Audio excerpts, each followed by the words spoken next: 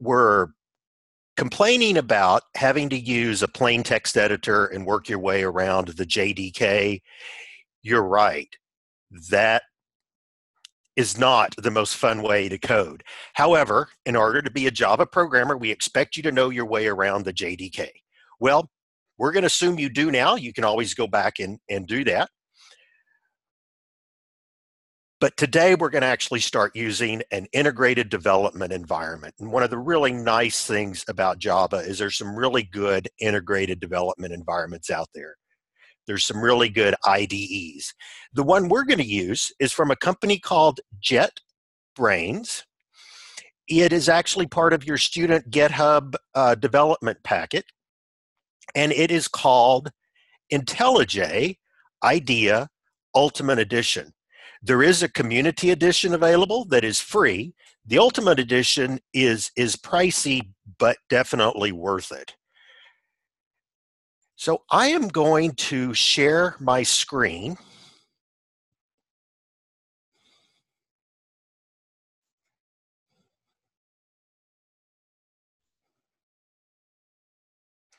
And most of the time today, I'm just going to be sharing my screen and walking you through some things.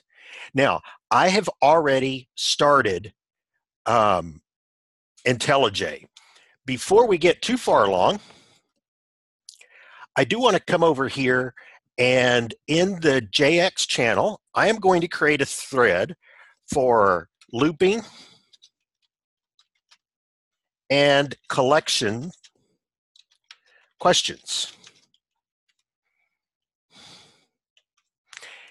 And I'm going to make that a thread, and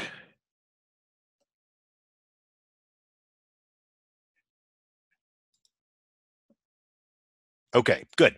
So I've made that a thread, and that is the only thing I'm going to be checking during this presentation. So if you have a question or you need to get information to me, that's the only place I'm going to be looking. You can still post everywhere else. You can post in the general channel. You can post in help.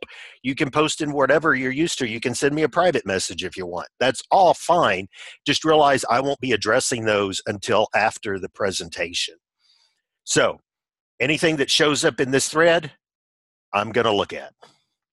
All right, let's get started. So I did say that IntelliJ was, there is a cost involved. However, there are certainly more expensive IDEs out there, but I don't think you're going to find a better one. Okay, that is a personal opinion, I know, but I really like the paid version of IntelliJ.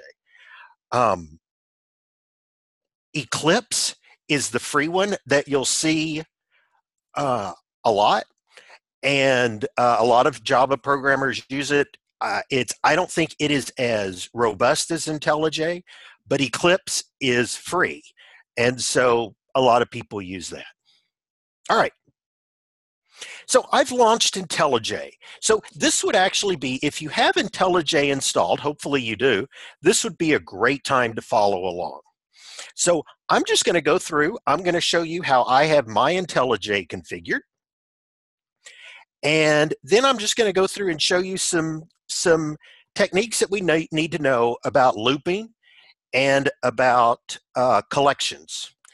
And I've seen that Harrison posted a link to one of his blogs. If you're looking for additional information, he actually does write some good blogs. So thank you for doing that. All right, let's get started. So here's what I do. We're on the main screen. So most of you, when you first launch IntelliJ, you'll see something like this. After you start opening projects and working on them, they'll appear on this side right here where you can open previous projects. But for right now, I don't have any projects open, and I'm just going to do some configuration. You can do this configuration whether you have projects open or not. I'm going to go down here and I'm going to select configuration. By the way, if you see me glancing down, I have these notes printed out. I think I could do this off the top of my head, but you know, when you're talking to 50 plus people, sometimes you get a little nervous and you want to make sure you have everything down. So I'm looking at some notes. I've just, in my years of teaching, I found that to be very helpful. So let's go down here to configure. And under Configure, I want to go to Project Defaults. And under Project Defaults, I'm going to go to Project Structure. So I would encourage you to do this. Many of you have multiple versions of the Java Development Kit, also called the Software Development Kit. The SDK is the more general term for them. We're using the JDK, which happens to be the Java version. We need to make sure that 11 is checked here. For most of us, it should default, and we should be fine. If it's not, you do need to make sure that you have picked 11, and you need to pick 11 from here if it doesn't automatically get set. So that's going to force us to use version 11, which is the one we want. This is a whole lot easier than the way you had to do it with the JDK. All right, so I said okay there, and I'm back at Configure. So let's do this again. Let's go down to Configure, Preferences. And under Preferences, I want to go to Editor. And Editor, I want to go to General. Let me expand General and go to Auto Import. Under Auto Import, the ones that you see on the screen, I want to make sure that you have all of these little boxes checked. Now, a lot of them will be checked, not all of them. What this does is we're going to be using a lot of libraries and frameworks and things like that as we go along with IntelliJ.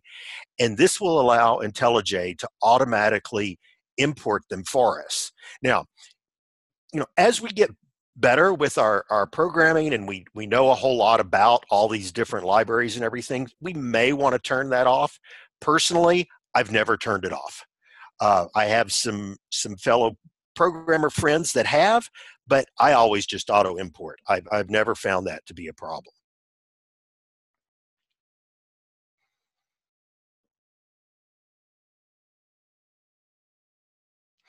The next thing we want to do is we're going to stay here.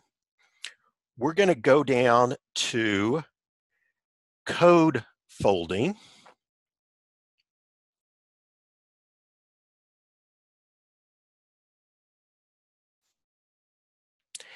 What code folding does is when you're looking at your code, IntelliJ will automatically collapse certain areas that normally as programmers we don't want to be reading because it's just some extra stuff that has to be in there and it's not the main code that we're working with.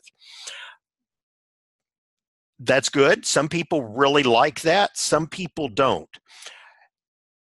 What I would suggest doing as we're getting started is the way I have them checked here. I think that's a good way to have them checked when we're first starting. And then as you learn more, you can come in here and change this. Also, there's a way to do this while you're using IntelliJ.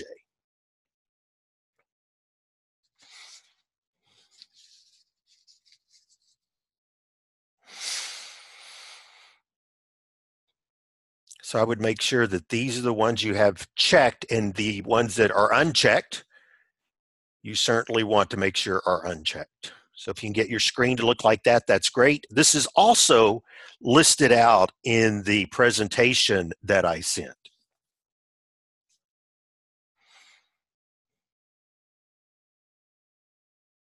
All right, we've got one more thing in configuration that we want to do, and that is under Coding Style, Java. And there is a place where it says braces placement. And we talked a little bit about this yesterday. I personally like my braces to be on their own line. And there still does seem to be a debate in the Java community as to what's appropriate. I'm going to keep mine on my own line.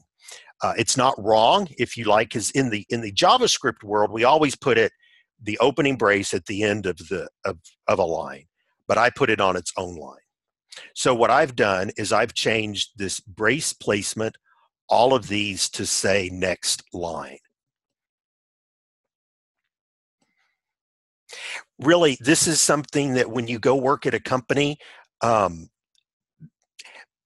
companies will have a way they want their code to look. And so you'll just have to find that out. Some places, there's a formal manual that they have. And I remember when I was working at Motorola, I was handled this formal manual that was like 100 pages of here's how you shall format your code.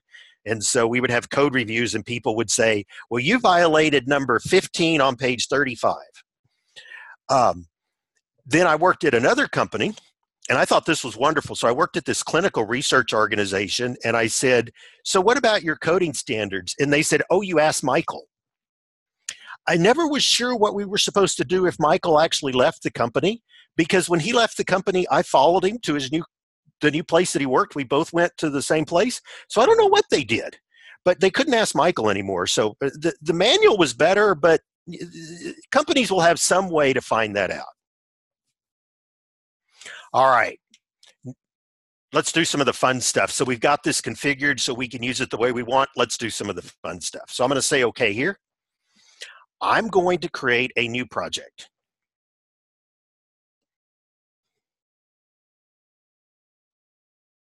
I'm going to create a new project. So I'm going to click on new project.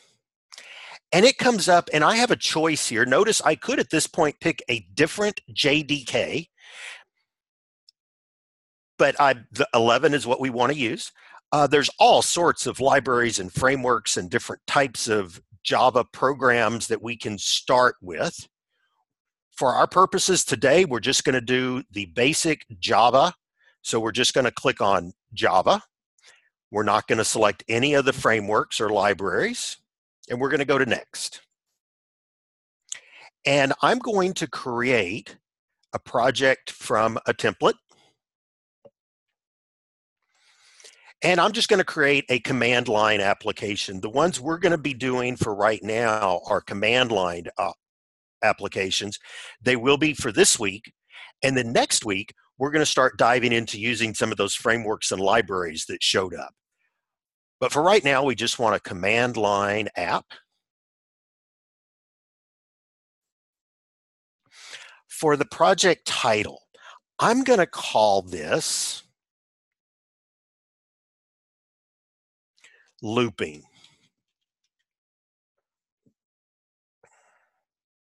And I'm going to call it looping video because I'm afraid I already have something called looping out there. So I'm just going to call this looping video. Looping's a great name for it. The base package. So it's going to default to where it wants to create it. And that's where I've been saving my IntelliJ projects. The base package. The standard for naming Java base packages is, so like we use lambdaschool.com. So our high level domain is the .com.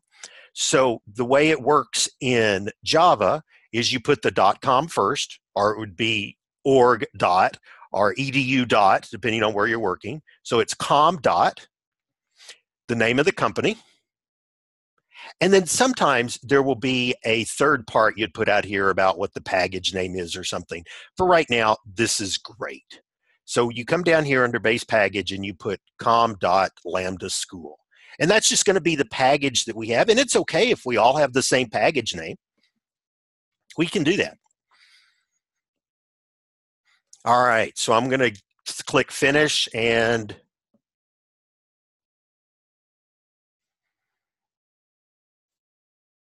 move my screen over here so you can see it.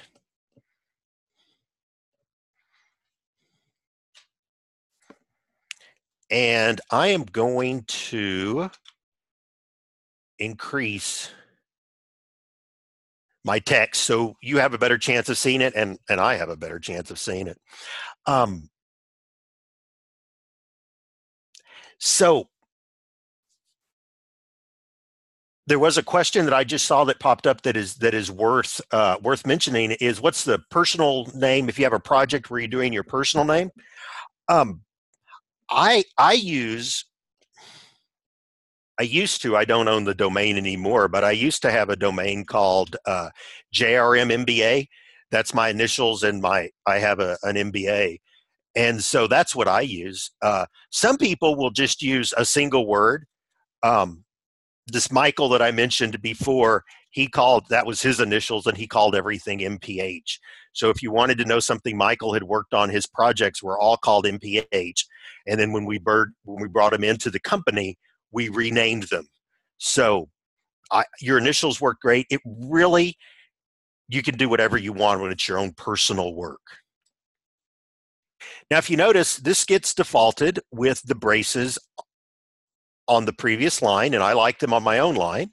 So I'm going to go up here to code, and there is a pull down called reformat code. Now you'll notice, if you look at this, there's a lot of keyboard shortcuts that you can use. That's great. The problem is we have 3 different systems that we're using out here, and the keyboard shortcuts are similar but different on all 3 of the systems. And I'm still learning them on a Mac. So I'll be doing a lot from the pull-down menus. If you know the keyboard shortcuts, you feel free to use them. They do the same things. So I reformatted my code, and I like this. All right, let's take a look at this for a minute. So we've got our package, which is com.lambda school. It went ahead and created the main class for us. Now remember, we had to type this in as our main class in the JDK. Well, this created it for us, so we don't have to worry about it here.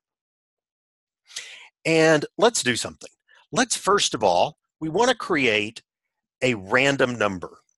And I want to create a random number just because it's going to help with an example later on. So let's create a random. And one of the things that I have found is every language that I've worked with has a way to create randoms, and every language does it just different enough that you always have to stop and look it up. The little syntax is just different enough in each language that it's irritating. Well, here's the way it works in Java. Now, random is not part of the Java main language. There's a library you have to load up. You have to import a Java library in order to use random. So let me show you how that works. So we're going to create a random.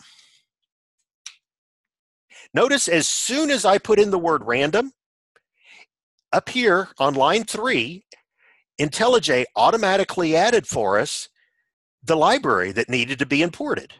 So import Java util random. You don't have to remember that you need that. IntelliJ will go ahead and add that for you. Rand is what I'm going to call this random. And we're going to create a new random number. Now, rand is my variable. Random with the capital R is the data type, and it happens to be a class, and we know it's a class because it starts with a capital.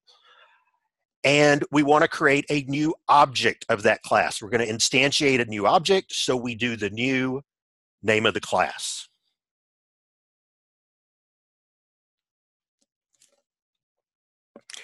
What I want to do, we're going to use this random number in just a minute. But before we use the random number, I want to show you another interesting little thing that we've got. What I want to do is I want to print out the maximum number, the maximum integer, and the minimum integer.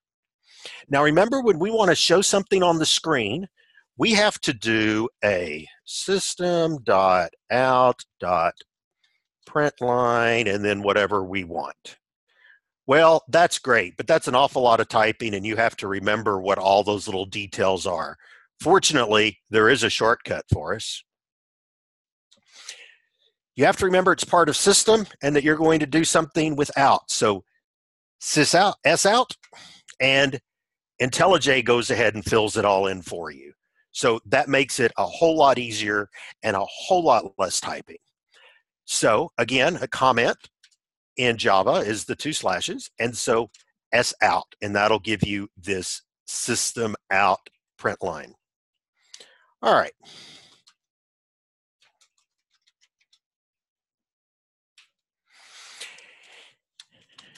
They being Java, provides a class wrapper for their basic data types so they can do some things. And one of the effects of that is there is an integer. Notice it starts with a capital, so it is a class. There's an integer class, and in the integer class, it contains a constant that is the minimum value that you can print out, and it has the reverse. And notice how we automatically get the opening and closing quotes and all the stuff that we're used to in a nice editor.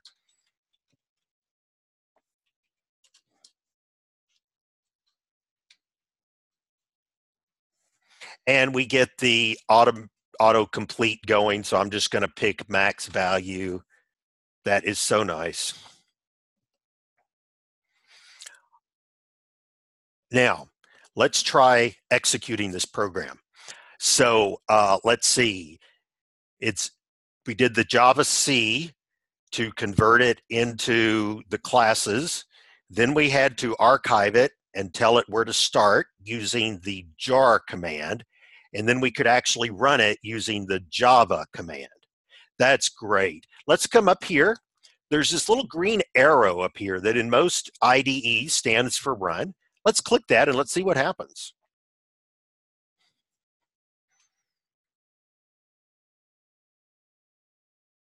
And notice that's all I had to do. It went ahead and printed it out in a console for us, which is great. It shows it up right here. If we go up here to looping video, that's the name of my project. You'll notice that there is a .idea folder. That's some stuff that the IntelliJ needs to handle the project, so we normally leave that alone. Our source code appears in this SRC, which is what we're used to. Now, if we come down here, notice that the source code is in a folder called com for that right there.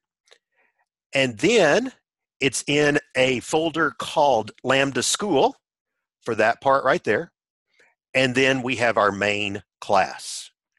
Now, if we look under out, under production, under looping, under com, under Lambda School, we can see that we've created the class file when we did this. And then there are ways we can create the jar file if we need to. And we'll be talking about that as we go along.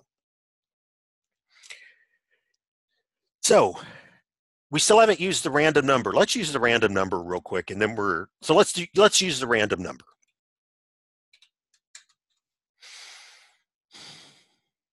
So I'm going to do another sys out here, and I'm going to make sure this is on its own line, and I'm going to call these random numbers. Now, I'm going to create a for loop. We should all know what a for loop is, but how do you do one in Java? Well, more importantly, how do you do one in IntelliJ? Well, quite often when we use a for loop, we do a for I is assigned some number till it's less than something, but we use this I as our index variable. So let's do that.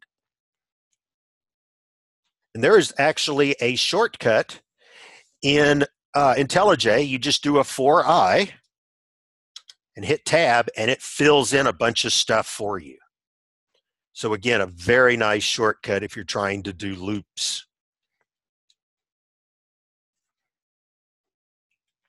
All right, so let's create, I don't know, let's create 7 of these guys. And what I want to do is I'm going to print out a random number. So this is going to be a random number.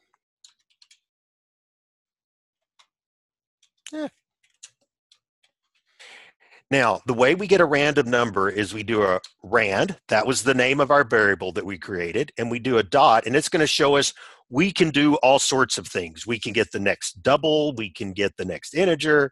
You can kind of scroll down and see there's lots of different options that you have. We just want to get the next integer.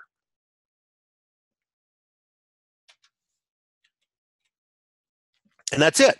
Let's try running it again. So all we have to do is come up here and click on that triangle there, that arrow, and notice it comes up and we have random numbers. In this case, our random numbers are between the minimum integer and the maximum integer. That's nice, but that's normally not what we want. Normally, we want to put some sort of bounding around the number. So let's do that.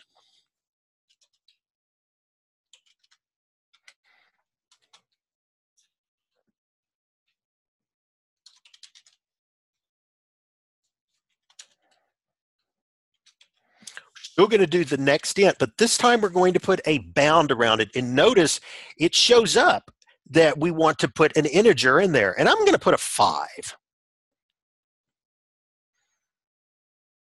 And notice that IntelliJ shows us that that 5 is going with the parameter bound. Now, that doesn't show up anywhere in any of your code, but it shows up in IntelliJ just as a reminder for us. So let's run this. And notice that we're getting numbers 0. Well, they get 0 through 3. Let's run it again. So we will be getting numbers 0 through 4. That's 5 numbers, right? Because it's 1, 2, 3, 4 at a 0. That makes 5 numbers.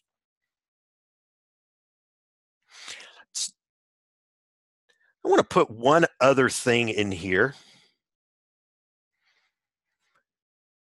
So that's the way you do a for loop in Java. So what I want to do is I want us to take a 5-minute break. And when we come back, we're just going to fly through some different types of looping that Java can do, and some examples of how this is going to work. So let me set up a 5-minute timer, and all right, why am I doing this wrong? Here, we'll just do this one. That works fine for me. Great. I'll see you in 5 minutes.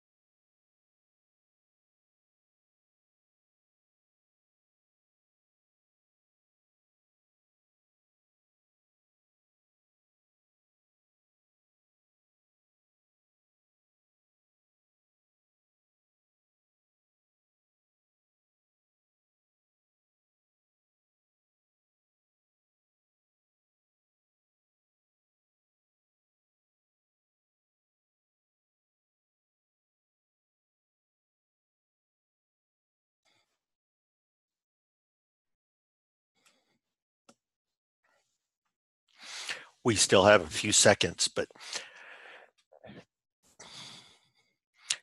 we're going to start doing loops again. We're just going to keep going with the loops that we have.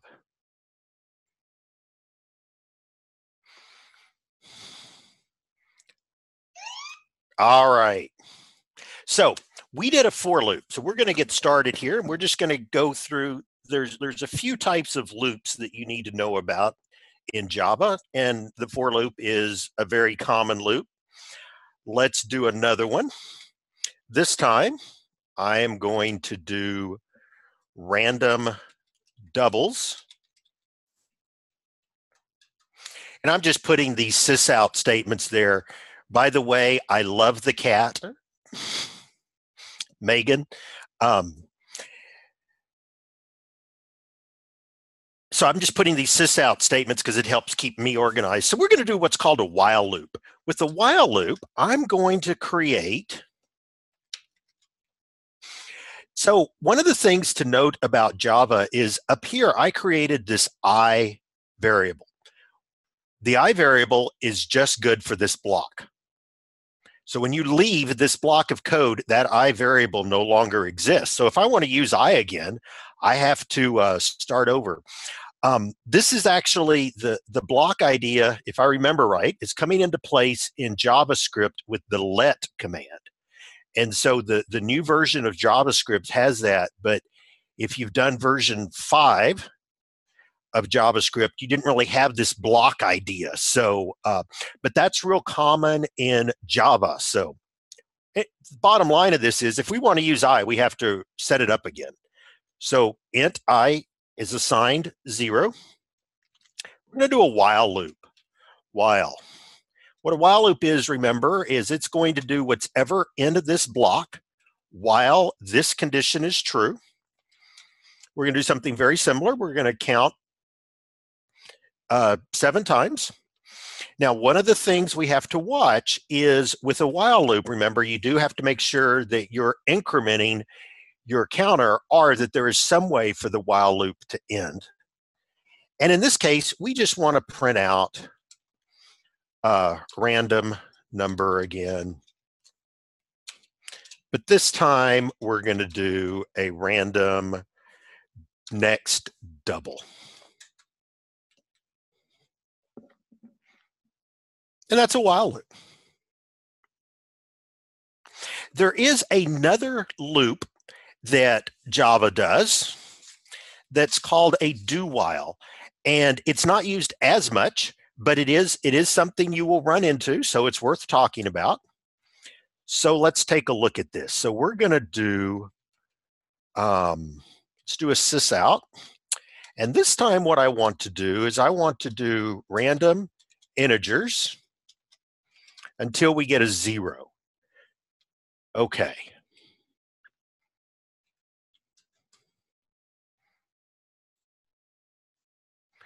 So let's do that. It's do. And then we have a block. And then we put our while test down here.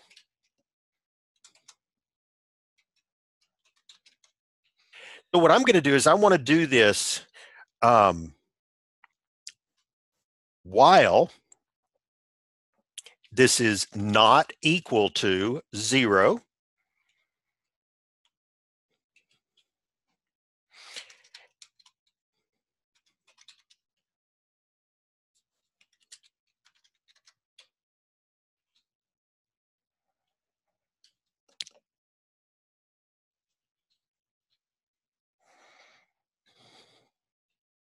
Okay, I'm going to show you that for first. Now notice we are creating this integer, my test, inside of this block. Well, it doesn't exist once you leave the block. This is officially leaving the block because it is after the brace. So there is no such thing as my test outside. We have to create my test outside of the loop, and then we can use it. So to do this correctly, you have to do something like this. Now it's always going to run it once, right? So it's going to come in here and it's going to run it. It's going to get a value and it's going to see if that value is 0. And as long as that value is not 0, it's going to keep doing that loop. The big thing here with the do while loop is it's always done once. A while loop may not ever execute depending on the condition. A do while loop always executes once. Where I've seen this used the most is like in data entry or in data processing, where you read a value because you know you're going to read a value. So you read the value and then you check it to see if it's valid. And if it is, great, you can go on. If not, you can prompt the person to enter something again.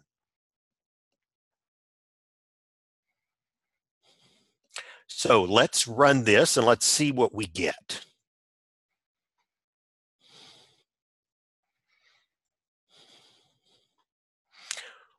Well, we probably would have gotten something, but I didn't print anything out, remember? So let me come back up here and let me do some changes to this. So notice that all I got out here was random until 0, and eventually we hit a 0, which is great, but that's not what I want to do. Let's do this. Let's just go for 7. Let's put a bound of 7 in there. That way we know we'll eventually get 0 out of 7. But this time, let's print out what we're actually wanting to see. So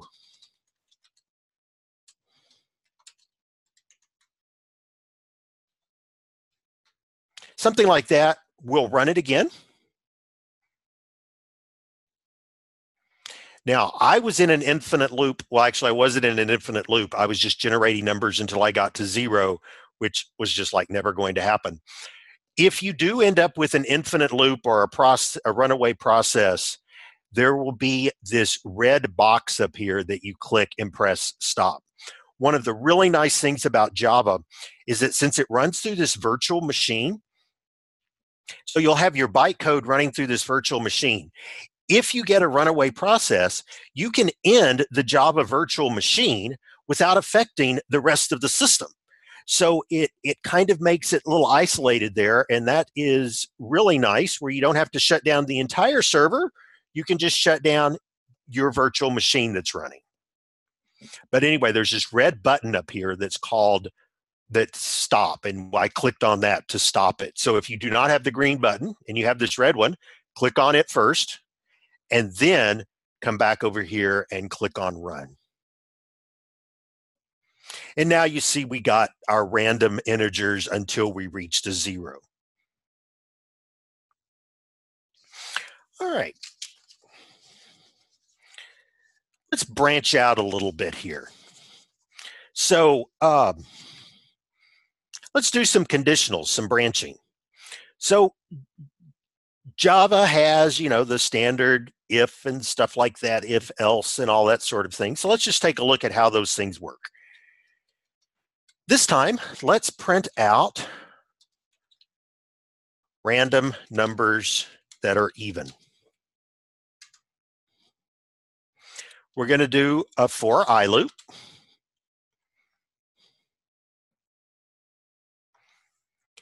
And we're going to do this 10 times. Notice it very kindly picked a different variable for us than an I, which in standard programming, you use I and then you use J and then you use K and it keeps going. And that's kind of nice, especially if we had wanted to have some nested loops, we could have done that because it will pick a different variable for you. All right. We want to do this, so 10 times. Let's get we'll do something very similar to what we just did. Extent, but I'm going to make this, I'm going to get 10 of those guys because that'll just make our output a little nicer. Print out the number that we're testing.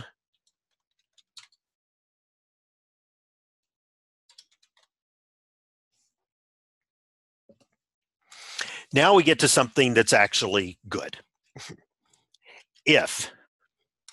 Now, in Java, your if statements have to go inside of parentheses. And then I'm going to do my tester mod 2, and that's going to return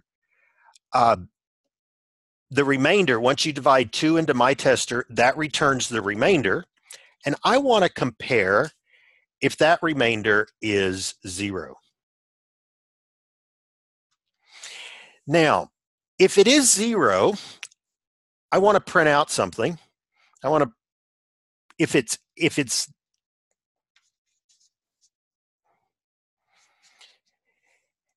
0,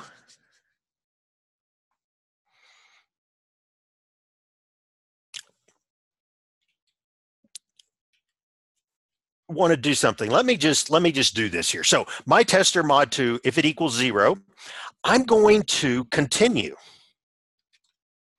Now, there's a lot of different ways to do this. I'm doing it this way to show you that this command works.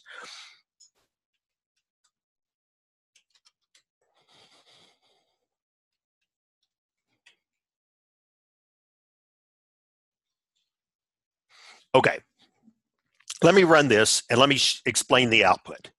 So what we've got is we've got this loop. We've got an if statement inside of here.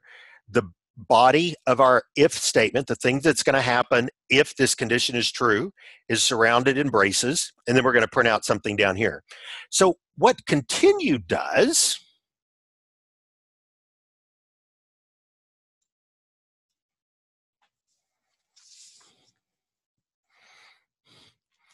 so what we did, if you look at this, this prints out the odd numbers. So if my tester mod 2 equals 0, then we say continue. This continue command just says, okay, go to the next index in the loop.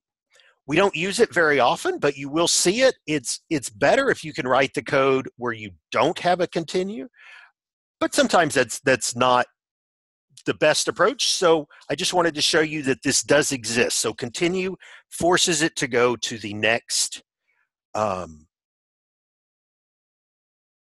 index. And that works in the for loop and in the while loops.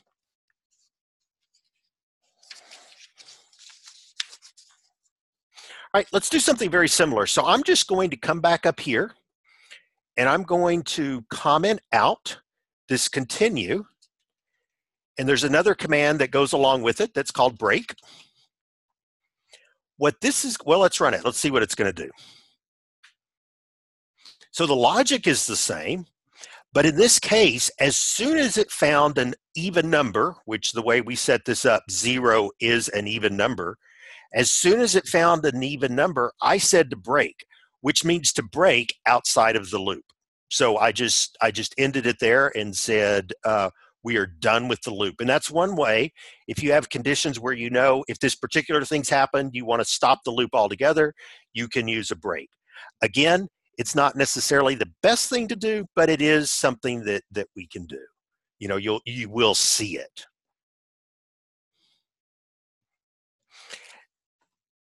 Notice how down here, and now this is a big bane of existence for a lot of programmers.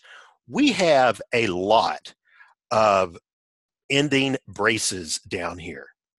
So this one, well, that one goes with the for loop.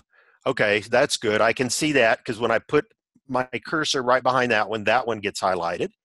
If I click here, notice it shows me up at the top. I can't move my mouse. Notice it shows me up at the top that one goes with the main method that we're working with, which is just brilliant. You don't have to scroll up and try to figure out where that thing is listed. All right. Well, that's an if statement. We do have if else. Let's take a look at some other types of conditionals, some other type of branching that we can do.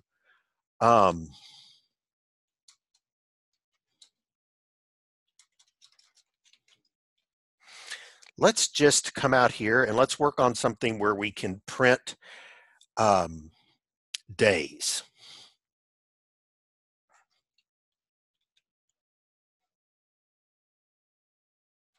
All right, let's get a random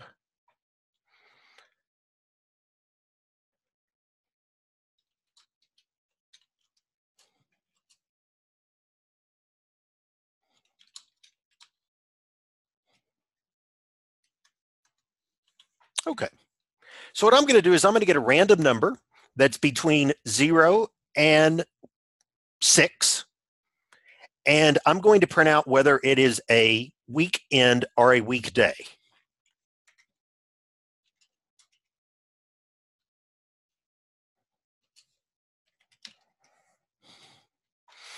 So if it equals a 0, that makes it a Sunday. If it equals a 6, that makes it the Saturday. We're going to do an OR.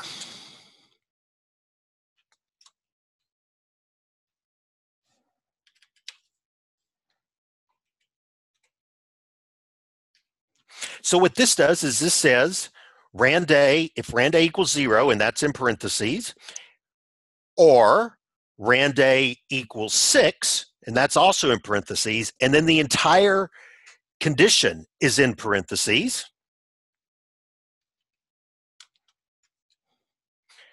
And if that's true, we want to print out weekend. Else,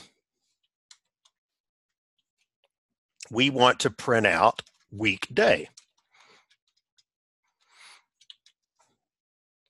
So this way you get to see this is what an if-else statement looks like in Java. And you can add, if you had something, this could be a else if, and then you would put a condition in there, just like we see in other languages.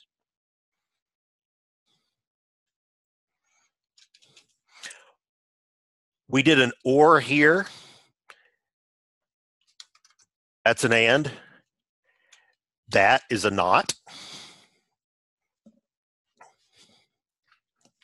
Now, you can get to where you have some very messy stuff going on. So let's say we wanted to print, and I'm just going to pick 3 days to make our typing less, but let's do something here. Let's say we want to print Sunday, Monday, Tuesday. That sounds reasonable. So let's do, I forgot to hit tab after my S out. So S out tab, much better. All right, let's just print days, and let's create another random number. Now we could just use the same one. So let's do a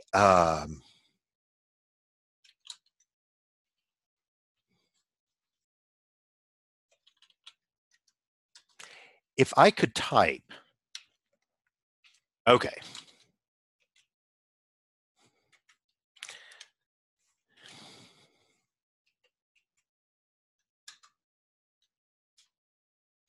All right, so I created a new random number, and now let's print it out.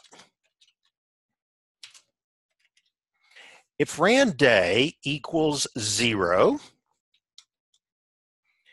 then for a sysout, we want it to be Sunday. Else, if Randay equals 1,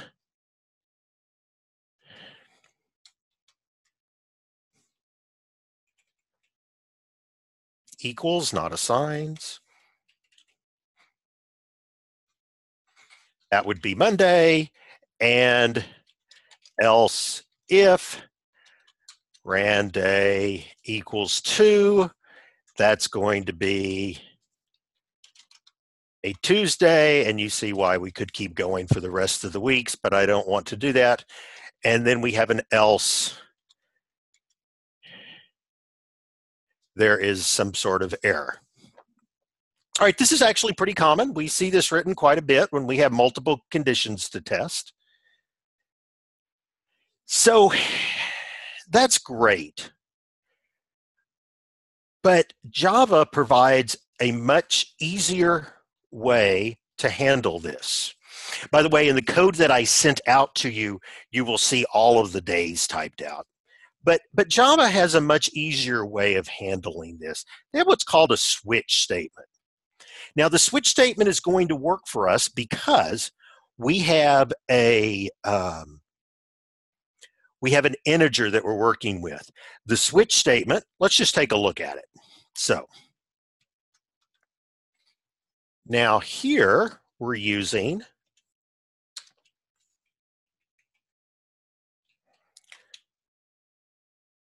just call this switch days. Okay, a switch statement.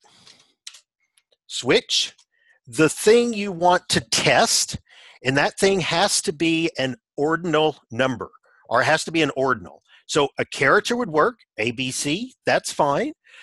Integers work, Booleans work. Real numbers do not, because they're not ordinal. You can't count them.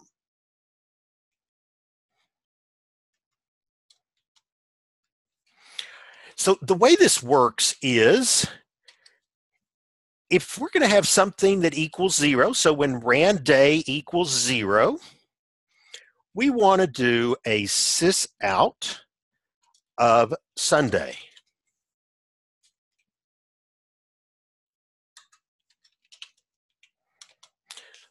When it equals 1,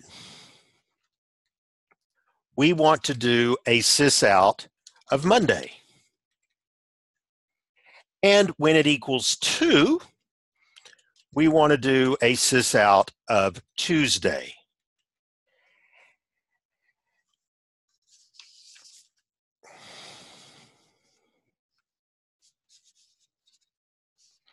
And if all of those fail, we're going to do a default.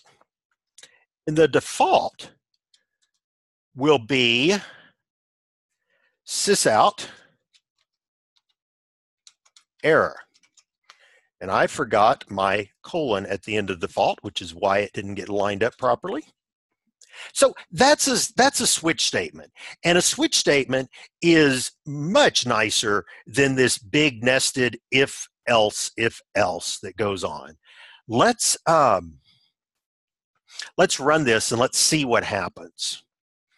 So I'm going to come up here and I'm going to run it, and I want to look at our very last output. So notice our last output. Well, we must have randomly picked a 1 because that's Monday. So it went down here and it said case 0, no, so we skipped that. Case 1, yes, that's good.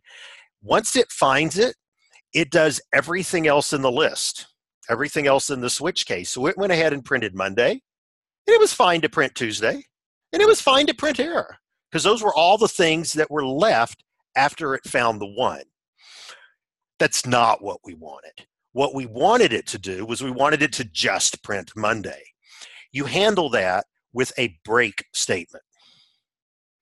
So what you do is you put the word break here. So every time most of the time in switch statements, you'll have case, whatever it is, what you want to do, and then a break. This is the normal way you will see the switch statements. There are times when you want it to flow through, yes, but most of the time you want it to do just what that case is. The other thing to note is that there's no braces around, after case 2, there's no braces around these two statements. I always thought there should be, but they don't listen to me. So let's try running this now and see what happens.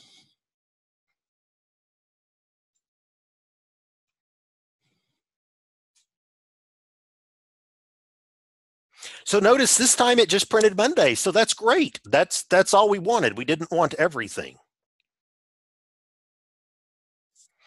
All right, I'm going to go check questions, see if I've missed anything.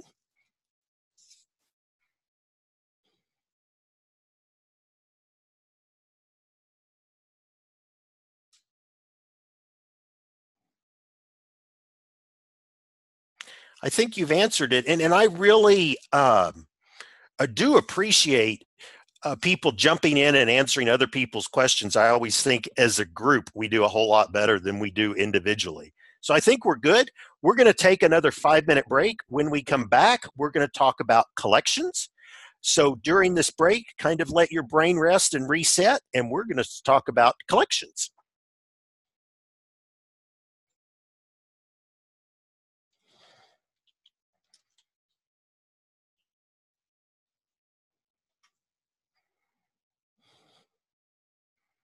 And there's our timer. See you in about 5 minutes.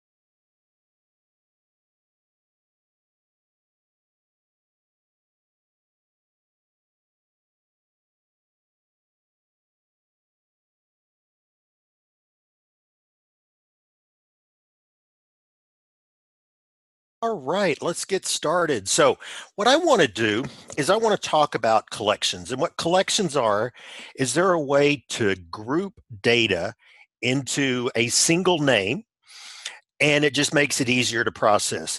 Think arrays. Arrays are a great example of collections. Hang on one second. My camera has decided to be weird.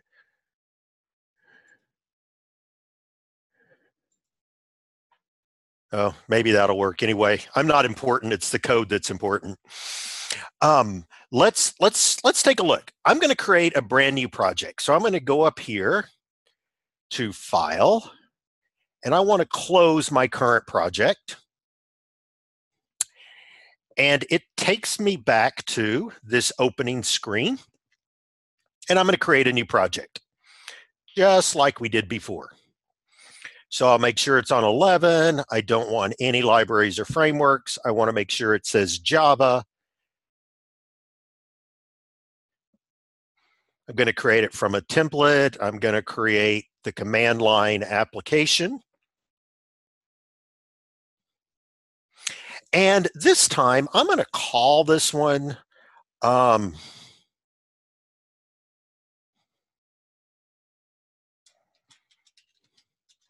I'm going to call it dog collection because we're going to be doing some work with dogs. So I'll call it dog collection. And I'm going to leave it the base package. You can put anything you want in here. Well, to show you that, I'm going to put something else in here. How about if I just call this collections?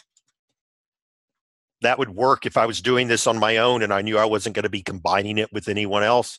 So I'll just make my base package be collections. You could have left it com.lambda. All right. Let's increase that a little bit. Same thing. I have to go up to code and go down to reformat code.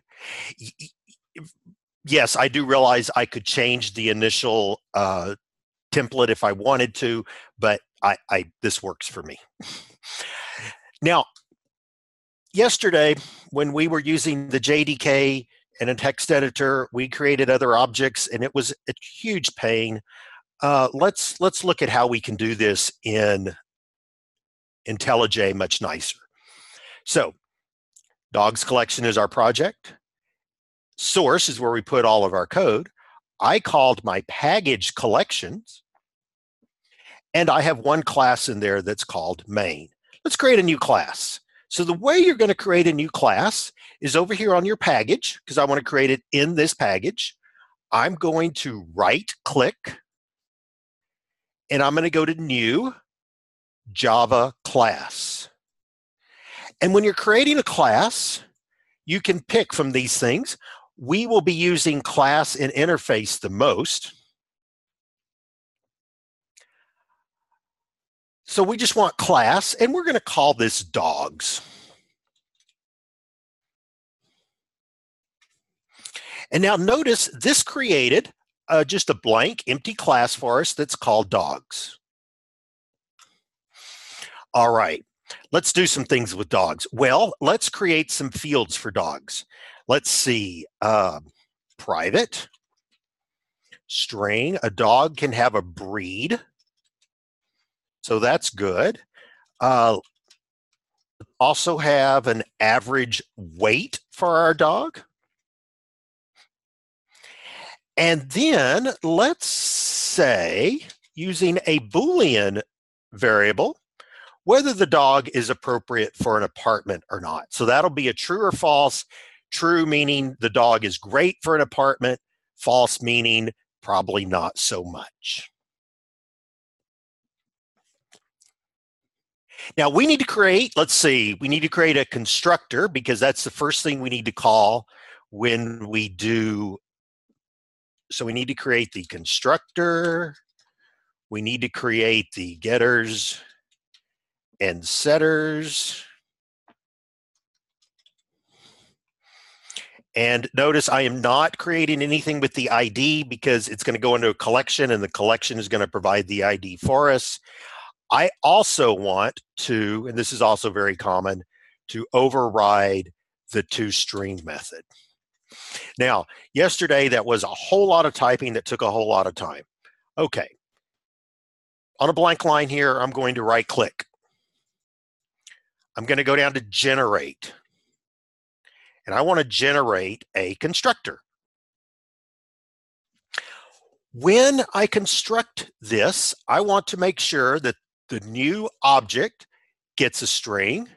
So I'm holding down the shift key, gets the average weight, and gets the apartment. So I want all three of those to come in when I create the new object. There we go. We have our constructor. That's it.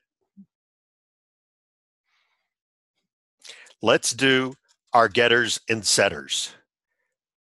Right click, generate, getters and setters, and I want to do it for all three of them. And the way I did that was this one was selected, I held down the shift key, and I left clicked on the last one that selected all of them, and I'm going to say okay, and it automatically goes in and puts in your getters and setters for you. So a lot less typing. And look, we've got all of them, everything that we need right there. That's great. All right, now I'm going to come down here to the end because I like to put my toString method at the end. And let's create one. So I'm going to right click again. And I'm going to go to generate. And I'm going to go to toString. And it's going to ask me which one of the things I want to display in toString. Well, I want all of them. So I'm going to say, okay, I'm just going to leave it all this way, leave override checked, and I'm going to say, okay, and it comes up and it builds the toString for us. So we don't have to do anything with it. So I'm just going to leave it that way. Great. We are done with our dog class. Let's go use it. By the way, that took us less than 5 minutes. There is no way that I could have typed that out that fast. So this is why, this is a very small reason why we use these professional IDEs for coding. But you really need to know, where does the getters and setters come from? Where does the toStrings come from? And that's why we start with the JDK. But we're not going back to the JDK. Let's go over here to our main class. All right, let's start by looking at arrays.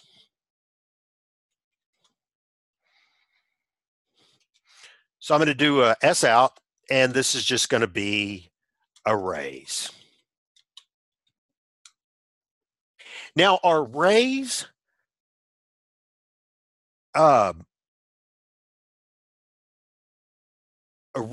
in Java are interesting.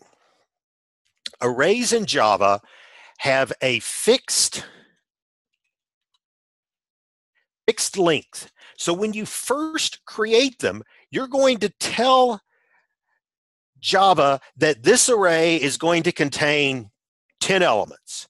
And it will contain 10 elements for the rest of the time you're running this program. There's none of this sorcery that happens in JavaScript where you can add something later on to an array. That's just weird. But no, it's going to be a fixed length.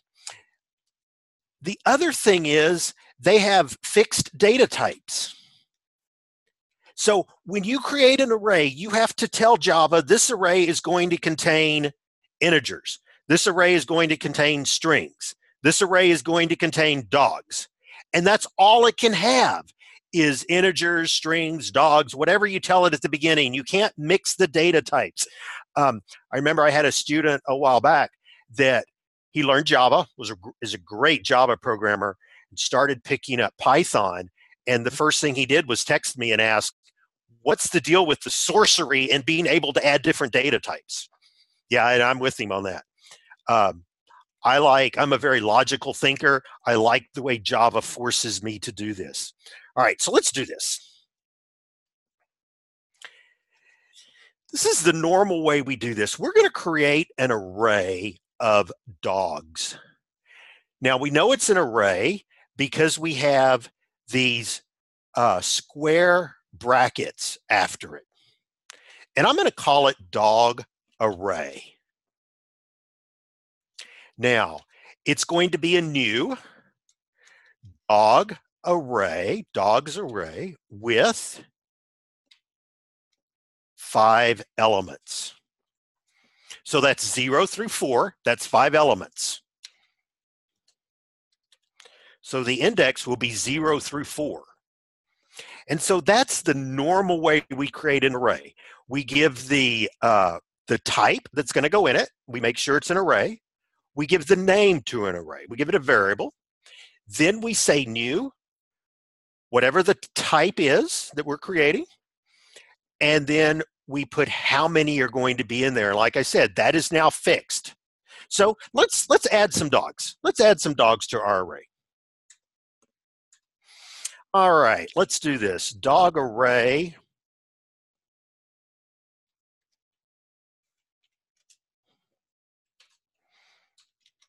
So what we're going to do is we're going to put in dog array slot 0. So that's the first one. We're going to put a dog. And I'm going to say it is a Springer. And it weighs about 50 pounds, and there is no way that my Springer would work in an apartment. So notice what we did here was we put in dog array, index 0, a new dogs, a new object of the class type dogs, and then we listed the 3 parameters. And now notice when we listed these 3 parameters, IntelliJ adds these breeds, average weight, apartment. They add those just so we know. That does not appear in your code. Let's do another one.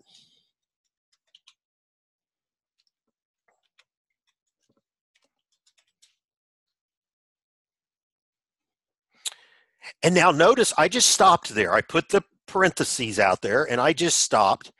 And notice it tells us now what order we need our parameters. So we need the breed, the average weight, and then whether it's good for an apartment or not. So let's do a bulldog. A bulldog weighs, I don't know, about 50 pounds. And I don't know, the bulldogs I've had would be great in an apartment.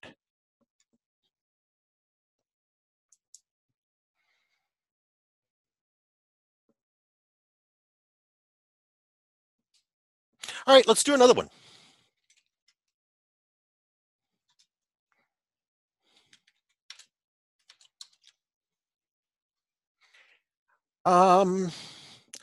Let's do a collie.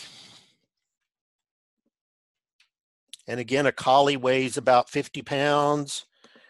And I do not think they would be good for an apartment, at least the ones that I have known. Okay, let's take a look. Let's print out this array. That seems like a good thing to do. So we still have 3 and 4 that we could put some data in, and we may come back and do that, but let's print out the array. So let's use a for loop to print this out. There's a variety of ways you can print out these. Let's use a for loop. So for I, and it's 0 through, well, the length of our array is 5. So let's go on and put a 5 there. We'll see what happens to those 2 that do not have anything in them. And what we're wanting to do is sys out, and we're going to do the dog array, and we want it to be indexed by I. So that's the way we do this loop. Now let's run this and let's see what happens.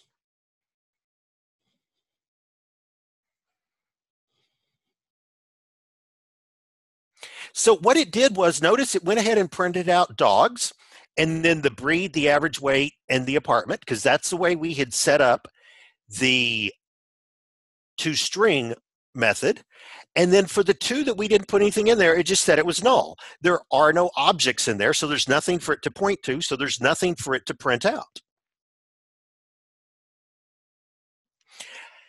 Now, when I put the object here, I just put the object name, which was dog array sub I. And by default, it defaults to printing toString. Sometimes you will see people actually put toString here. It's not very common, but you will do that. You will see that. And it does the exact same thing. So if you try to print out anything, it defaults to trying to look at this toString method.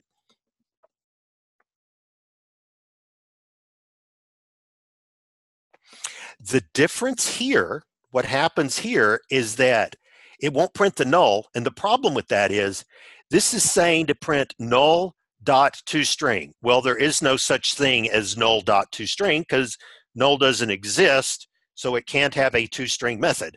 So there is a slight difference, which is why most of us will just leave it like this and let Java handle how it's going to print out, and that works out very well. So this array, as we said, this array has a fixed length and a fixed data type. Well, let's fix some of that. That's kind of weird. Let's see if we can do something a little better.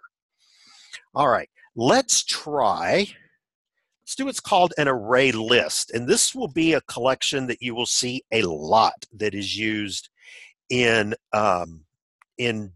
Java. But before this, I actually want to come back up here and I want to put a couple more dogs out here. I want to go on and fill up the array.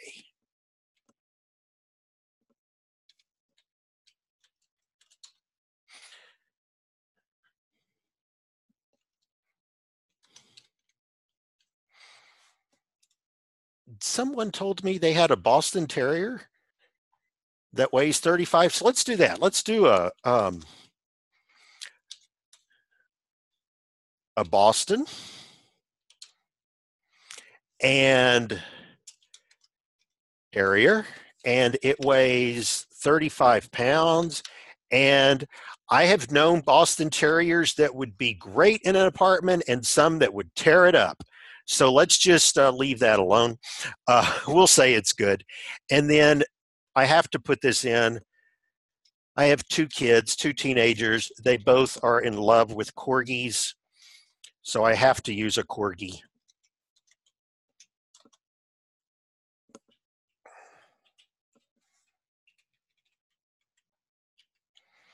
And it also weighs, the corgi that my sister has also weighs 35 pounds, and they are actually, well, corgis like to be very bossy, but they don't do a lot of exercise, at least the ones I know, but they are very bossy.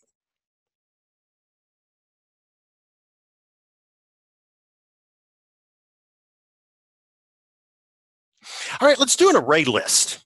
Now, the nice thing about an array list is, well, I'm going to say it has unlimited size. Of course, there's limits based off memory and things like that. But really, with an array list, unlike an array, you do not have to tell it how much it's going to have at the beginning. So what we're going to do with the array list is we are going to, let's create one. Oh, so an array list. However, the array list still has a fixed data type. I mean, come on, this is a strongly typed language. We're going to stick with fixed data types in these things. So, but let's create one. It's an array list. And to create an array list, we want it to be a list of dogs. And I'm going to call it, now notice IntelliJ, so I said I wanted to create this array list, and IntelliJ automatically suggests the name for me, dogs array list. I'm going to use it. And just like we've done before, it's a new array list, and it is of type dogs.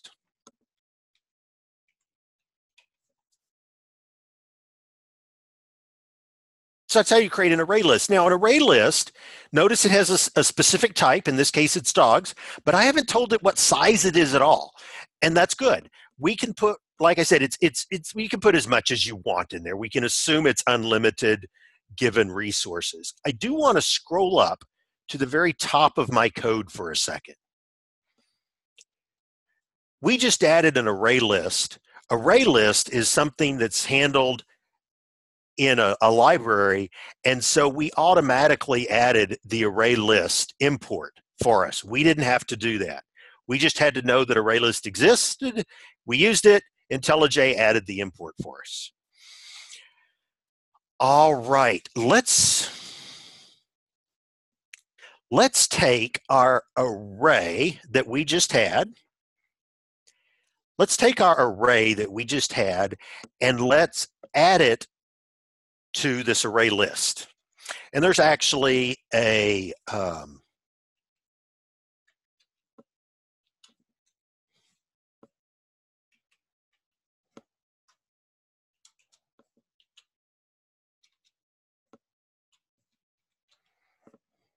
let me type and then I will talk. And I think I got parentheses happy in there. Yes, I had a boss one time tell me, he pulled me aside and he said, you're not charged by the number of parentheses. He said, you're not paid by the number of parentheses. Because if I can, I usually like to throw in parentheses. Also, someone commented on this. Yes, if there's a single statement after something, you don't have to have the braces, but put them in, please. That is that most people in Java actually do this, and so please do that. And if you can put parentheses in, quite often you want to. This is a way that what this does is we have this array list, and what it's going to do is it's going to take everything that's in the dog array we created earlier, and it's going to copy it over into this dog array list. That way, we don't have to worry about re-entering our data. Now let's add a new one to it. Let's just add another one. So we've got dogs array list, add, and it's going to be a new dog. And this one is going to be a mutt.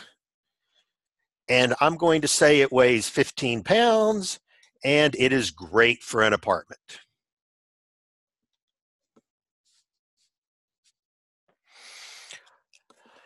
All right, let's print out this dog list, this array list that we just created.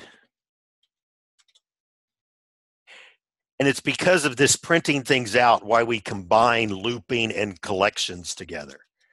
So let me get this in here, and then I will show you. Actually, after it's in, it sort of makes sense.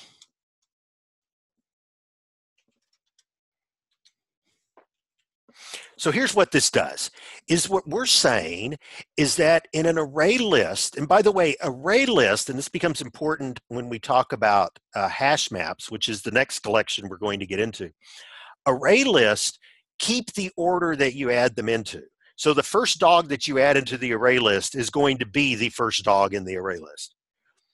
So what happens here is we're going to cycle through, we're going to loop through all the elements that are in dogs array list. Each time we loop through an element, we're going to assign that element to the variable D, and then inside the loop, we can do something with that D. Anything that we could normally do with dogs, we can do with D inside of this loop. One of those things is we can print it out. So what I want to do is I want to run this, and I want to see what happens.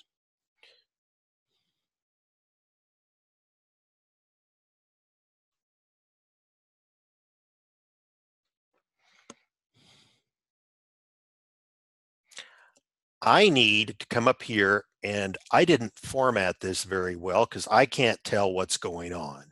So I'm going to put another sysout right here, and I'm going to say that this is my array list.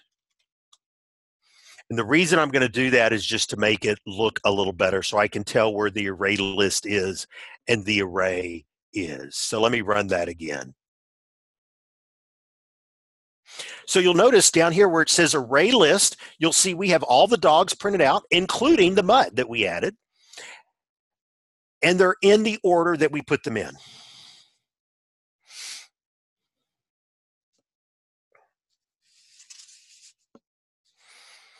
All right, there's some interesting elements that goes on with an array list. So let's go take a look at some of the interesting little things that you can do with an array list.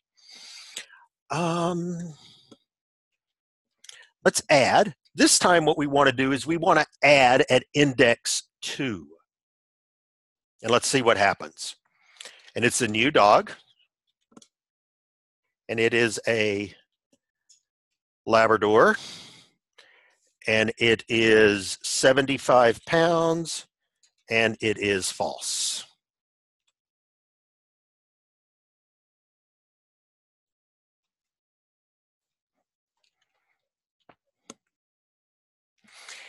Now let's print out the arrays.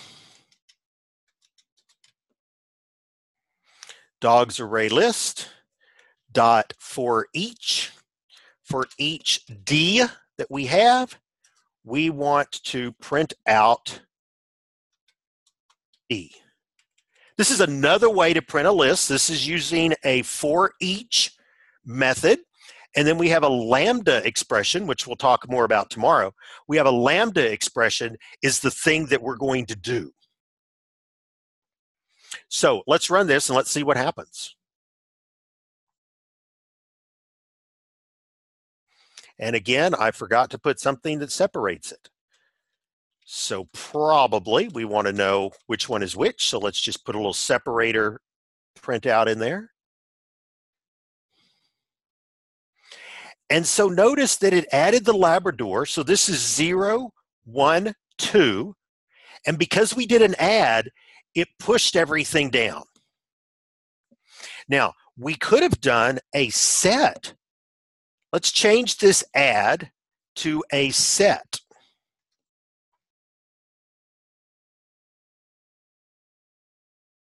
And let's run it. Notice what happened here, 0, 1, 2, it actually replaced what was in the second spot. So a set does a replace. So add adds, set replaces.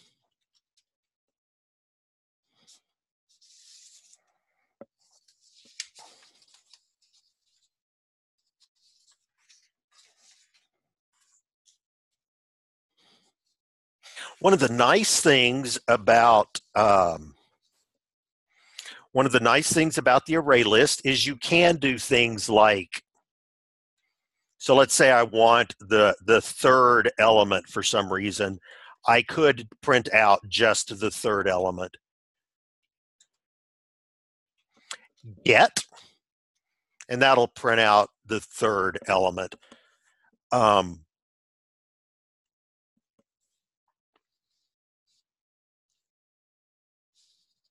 The other really nice thing that you can do with an array list is you can sort it. And that works out to be very helpful. And this is a really important little piece of code. So let's try sorting our array list.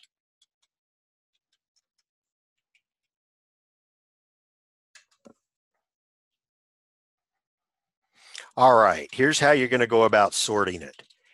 It's a collection. That's what we've been talking about. Sort. Now, what we want to sort is called the array list. That's the collection we want to sort. And here's the way we want to sort it. We're actually going to sort it based off of their breed name.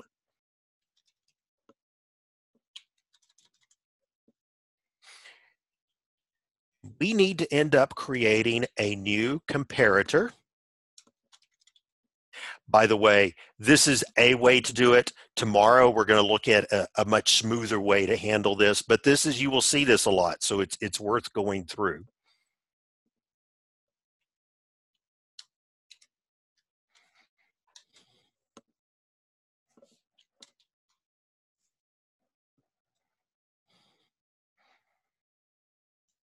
So we've got collection sort, we've got the array list we want to sort. We're creating a new comparator, and here's what we want to do with this. Public int compare dogs, and I'm just going to call this object1 and dogs object2. We're comparing one dog to another dog. And this thing has to return an integer. So what we're going to do is we're going to use a string command. We're going to do a return.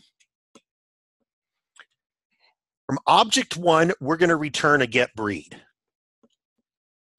We want to compare to another string, but we don't care about case, so we're going to do an ignore case, 02.getBreed.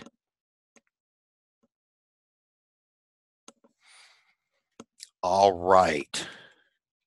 And I need a semicolon to end that command, and I need a semicolon to end that command. So what compare to does is it takes a numerical value of get breed and a numerical value of the other get breed, subtracts them, and returns that. So the effect of this is that this is going to end up sorting the dogs by breed in alphabetical order. So let's run that and see if that happens.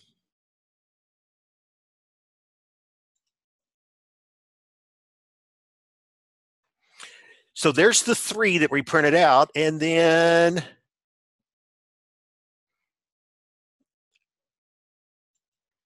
I didn't actually ever print them out, did I? Well, let's do that real quick. We should probably actually print them out to see if it works.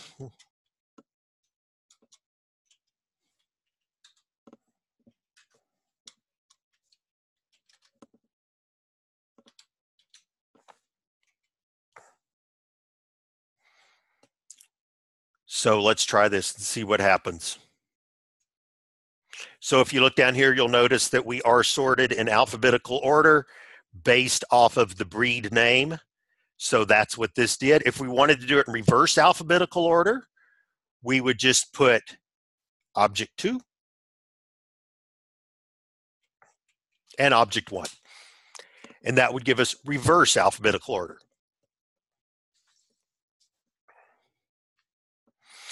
Okay, I've got one more topic that I want to cover. So we've got about 20 more minutes, and I think that gives us time to cover this last topic. It's another collection. There's a lot of different collections, and I'm obviously not going to talk about all of them, but I'm talking about the ones that I have seen used the most.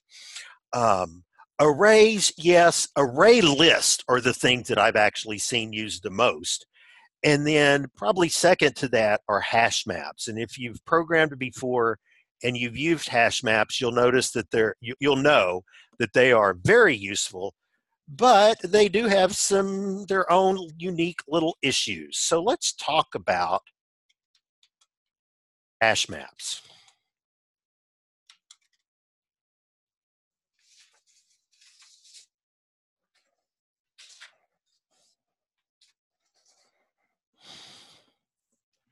Now, with a hash map, it is a collection. It can be varied length, very similar to the array list. It does have a fixed data type, just like the array list did.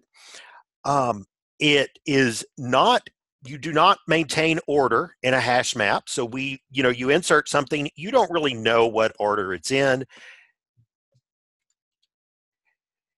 The other thing is with a hash map, there is a key and then there is a value that's associated with that key. Most of the time, we like to do our work with a hash map on the key because it is optimized to search that the best. We can work with the value, but most of the time we want to work with the key. All right, let's take a look at how you create a hash map, and we're going to do some things with it. Okay. So this time, what we want to do is we want to create a hash map, and our keys, Now with the hash map, both the key and the value have to be of an object. It can't be a base type.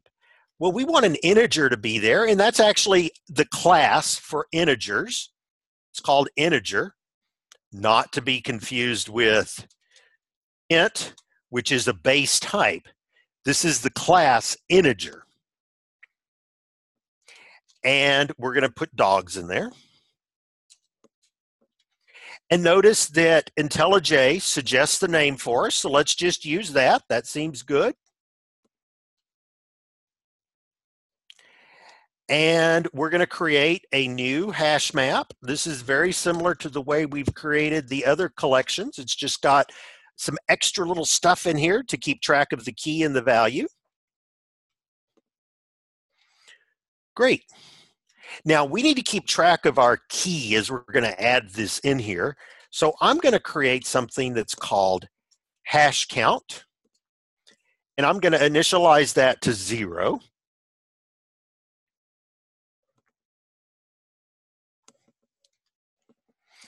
And let's do a loop. What I'm doing now is I'm going to take the array list that we have and I'm going to put it into the hash map. And again, this is another way to get data in here. So I'm going to loop through the array list. All right, so I'm looping through the array list. Now, the way you put something into a hash map is you use a put.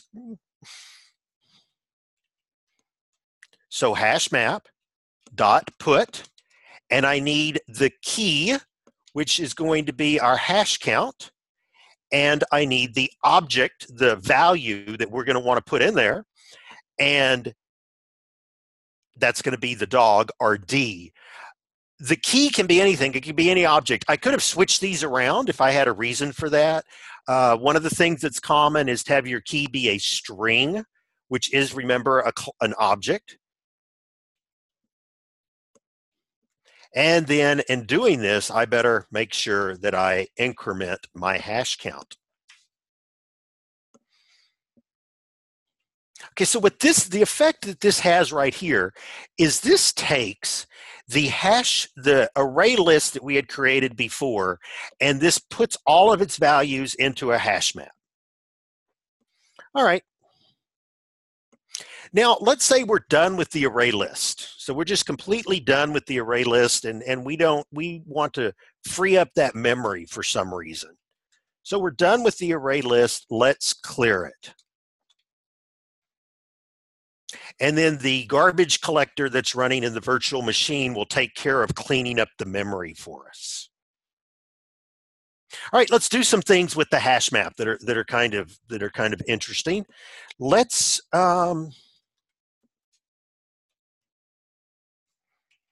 hash map get 3.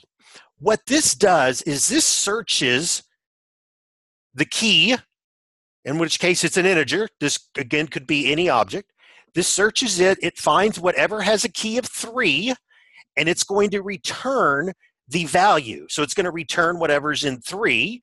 It's going to return that object dogs, and then we're going to print it out here.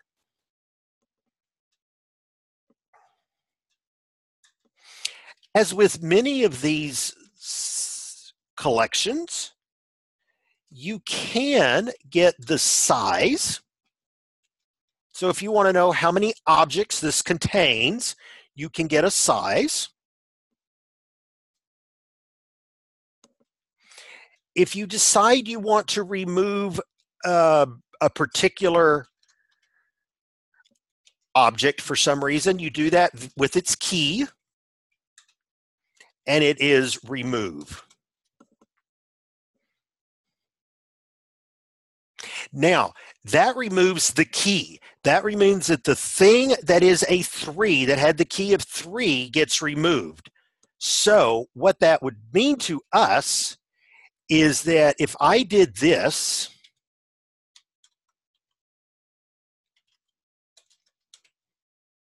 after I removed it, that's going to return a null because there is nothing there with the key of 3. By the way, the keys have to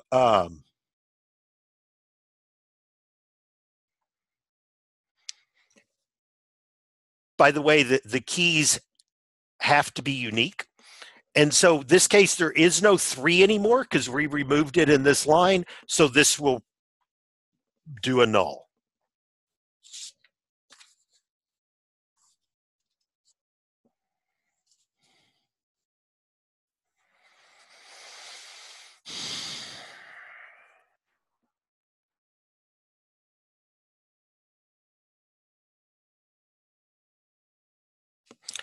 All right. Let's take a look at how you might want to print out a hash map. There's a lot of different ways to do this. Here's one of them.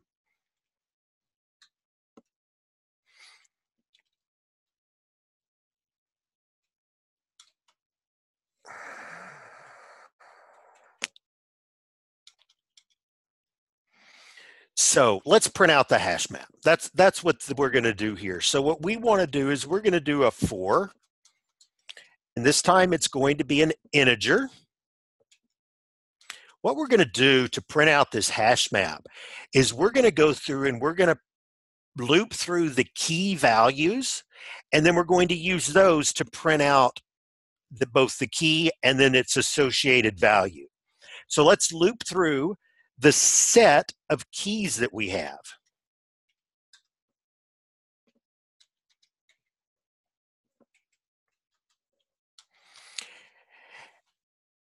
So we have a set of keys, right? That's what dogs hashmap.keyset, that returns a set of keys. And we're just going to loop through those. And so we're going to print those out. And the way we're going to print those out is we're going to have a key. That's the key value that we have. And then we're going to also print out the value.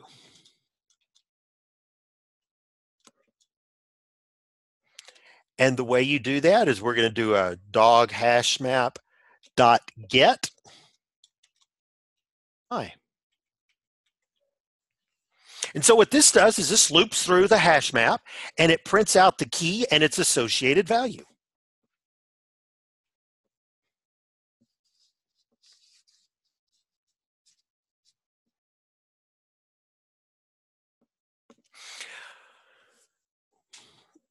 One of the problems with hash maps, at least one of the problems that I run into quite frequently, is we have to assume that there's no order in hash maps. We don't know the order it got added.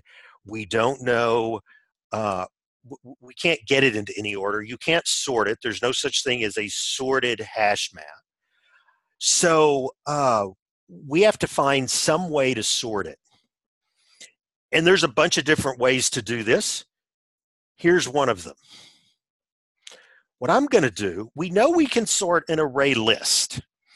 So what I want to do is I want to put my hash map into an array list, and then I'm going to sort it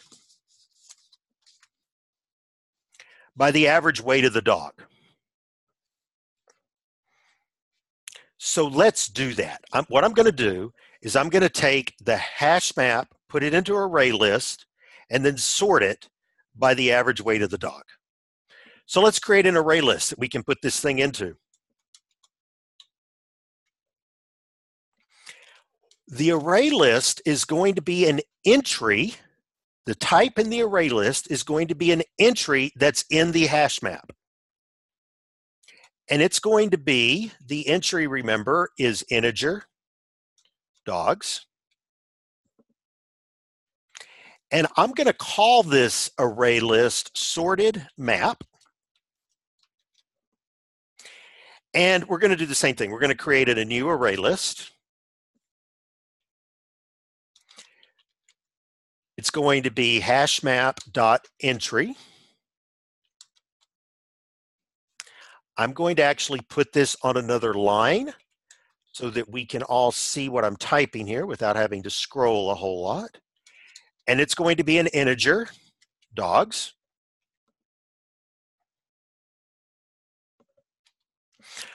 So that's going to create the array list for us.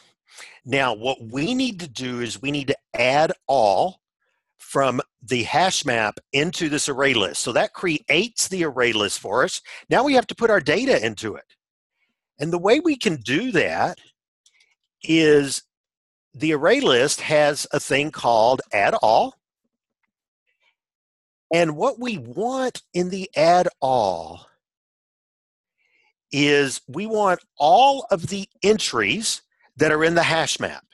So hash map dot entry set, that is all of the entries that are in the hash map. We're going to pull them out as a set, and they're going to get added to sorted map. And now what we want to do is we want to sort this map by the average weight. Well, we know how to do something like that, so let's do that. We just sorted an array list a minute ago, so let's do that again. It's a collections, sort, sorted map, new comparator. I hit the wrong thing. But I did get something that I wanted. So it's collections.sorted, sorted map. Now it's a new comparator. It's a hash map. It's of the entry is an integer and a dog. So I like the way that worked out. Now let's come down here and do our compare. Remember, it was public int compare, and this is the hash map dot entry.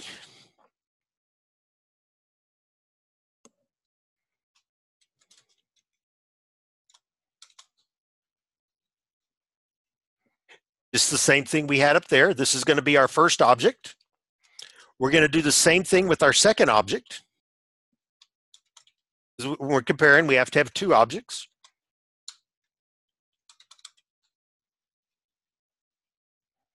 And just like we did before, I want to call this object 2. And the reason that I'm calling these object 1 and object 2 is that's a pretty common thing you'll see in the literature. So I wanted to show you that as well. And this has to return an integer. So what I'm going to do is I'm going to take the average weight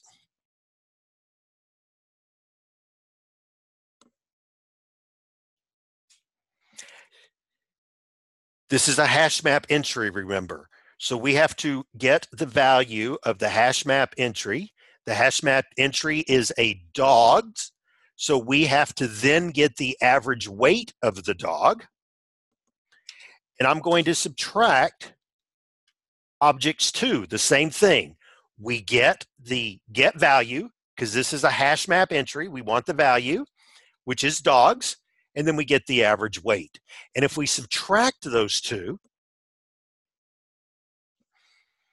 we'll return an integer. And if 1 is smaller than 2, that number will be smaller. It's going to sort those numbers. So we're in great shape. We do need to finish off our statement with a semicolon. And then we could go through and we could print out the hash map. Let's go through and print this out. Let's just print this out, and then we'll be in good shape.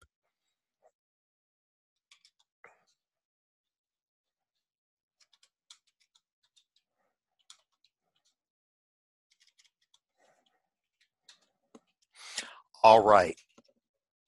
Again, there's multiple ways to print this. Here's one of them. And there's a couple of things as I'm typing that I want to address. When Java went from 8 to 9, and so there were some major changes that were done, and now we're using 11. A lot of what I'm showing you, in fact, most of what I'm showing you, will work with 8 and with 11. And the reason that I do that is because there's a lot of companies out there that have stuck with 8. And so we're using 11. That's great. That's the newest, flashiest thing that's out there. But if I can get the same thing to work in 11 and in 8, I'm going to go with what's the most universal so that you can, if you go work for a company that has 11 or that has 8, you're not going to find many that are using other versions. You'll be in good shape.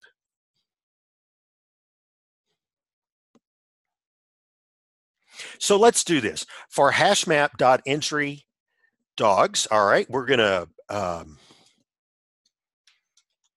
print out this sorted map.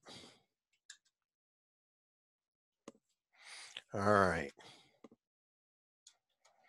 We're going to print out the key. Now it's going to be very similar to what we did before. So we're going to print out the key, which in this case is going to be the get key from the particular array element that we're printing.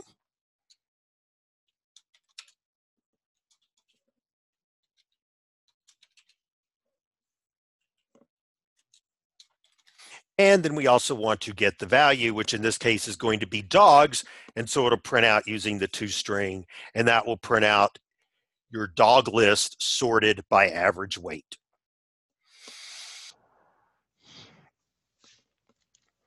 So that's really looping and collections. The other major collection that I've seen used out there is hash sets. Like I said, there are others, but the other ones that I've used is hash sets. The big thing about hash sets is that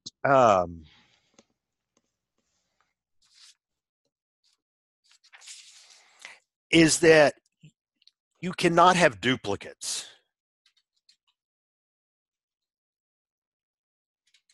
So what happens is if you try to add a value, so if you're using a hash set, they work very similar to the hash maps. But if you're trying to add a value and it's already in the list, it just ignores it. Now there's ways you can do, you can have a default value returned or something like that. But it's a really nice way if you want to come up with a unique list is to add to a hash set instead of a hash map, and it just throws out the duplicates.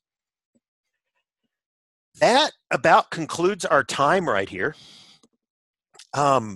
For the afternoon activity, there is something that I did not cover the first time around. And what I would like to do is I would like to extend what we're doing right now for about 5 minutes and just show you something that you're going to need for this afternoon's activity. Everything we've done so far, you'll need to know because it's going to be working with hash maps. It's going to be working with sorting hash maps. But there's one thing that I need to add that I have not talked about.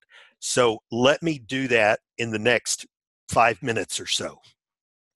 We're going to be doing some work with strings in the afternoon. In fact, what you're going to be doing is why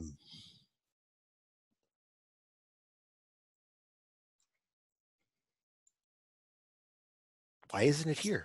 Oh, well, what you're going to be doing is you're going to be reading in a list of text, and you're going to count the number of words that are in the text. A very classic Java interview question. In fact, I'm trying to think back. I think every Java interview I've ever had or done has had some variation on this particular problem. So I'm going to create a new project just because I want to just start off with a fresh project. It'll just take me a second here. I'm just going to run through this. This code you can actually find in yesterday's example, or you can look at it here. The code that I just finished typing, you can find all that in today's example.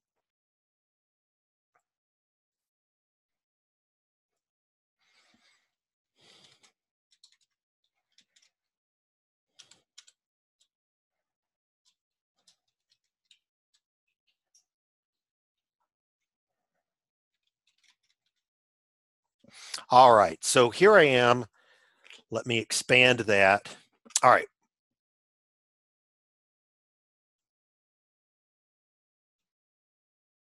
Now, there's actually some really good information about strings available out on the web. I'll post a link to the Java documentation after this. Let me write that down. That'll show you a little bit about strings, because you're going to need to know some things about strings. But I did want to show you one thing that's kind of fun. Let's create a string. And I don't know, I'll just put my name in there. That works. Now let's say for some reason, we wanted to print my name without vowels. There's several different ways you could do this. Here's one of them. Let's just do a sysout. I'm going to take my string.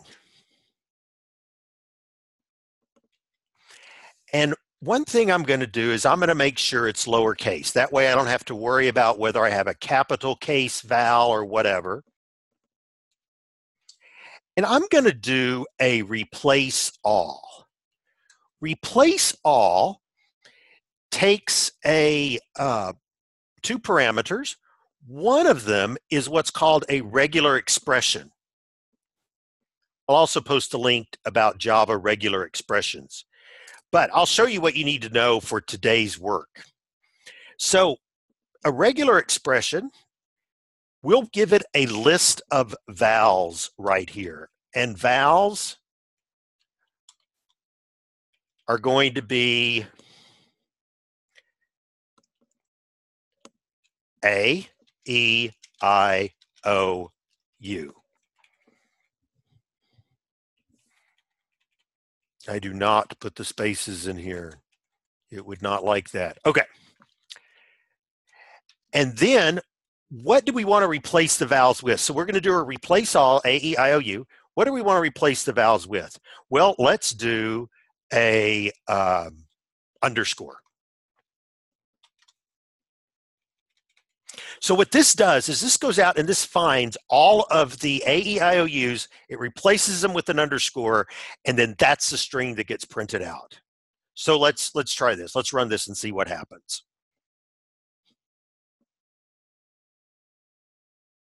And I get my name printed out. It's all in lowercase because I told it to lowercase it, and I don't have any vowels.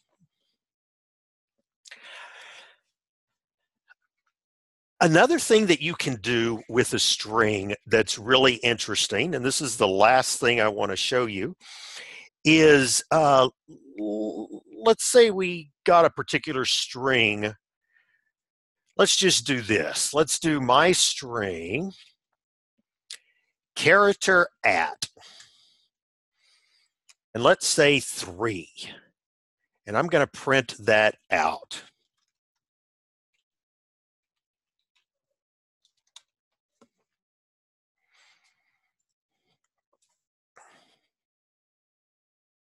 So that's an N, 0, 1, 2, 3, and you can think of a string as being an array of these characters that you can access this way. In our regular expression, if we had wanted to use, like let's say we wanted, so I put commas in there to separate the A, E, I, O, U, but let's say I had a comma in my name that I wanted to get rid of as well. I could do something along that line, and that would tell me that that comma that's after that slash is what I want to use. Like I said, I will send out some information and I'll send out a little bit of code that I did not include in the instructions that I think would be useful. And I also, after lunch, which will be in an hour, I will post the project you're to work on. So that's what I had for today. Thank you. And I will look at the questions. If there's some I didn't answer, I will answer them in the forum. And we will see you tomorrow, unless we need to have a meeting this afternoon. And I think we're good. So have a good lunch. Do take a break. This has been long and grueling, I know. So do take a break and then come back and get started on your project. We'll see you later.